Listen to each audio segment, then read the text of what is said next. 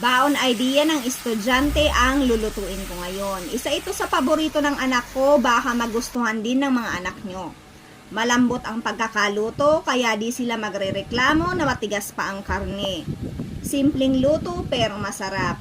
Gamit ang Solele electric cooking pot, dito na ako magpiprito, magpapakulo at maggigisa.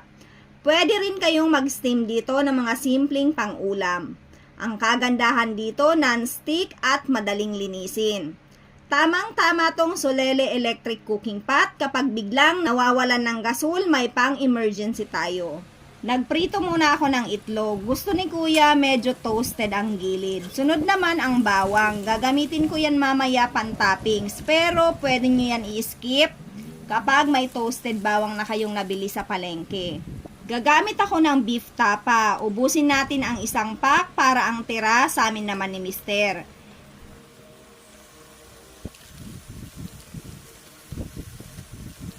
Nilagyan ko lang ng tubig. 1 cup na gamit ko dito kasi palalambutin ko muna to. Ginupit-gupit ko na din para di masyadong malalaki. Takpan at hayaang mawala ang tubig na nilagay.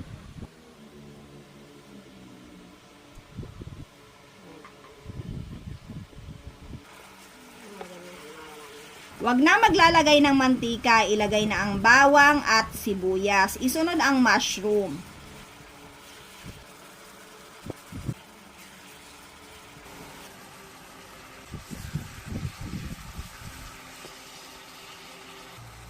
Maglagay ng pamintang pino, timplahin ng oyster sauce.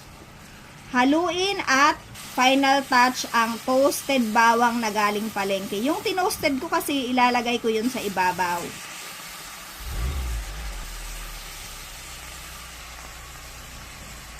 Ayun, luto na at ready na itong ilagay sa baunan. Minsan lang talaga ako magluto kay Kuya Zen. Hindi talaga ako morning person.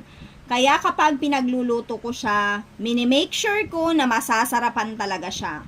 So, gayahin nyo na lang ang paglagay ko sa baunan. Nakalimutan ko pala ang chili oil. Sorry naman, paborito niya kasi yon. See you on my next video. Thank you for watching. Follow me for more.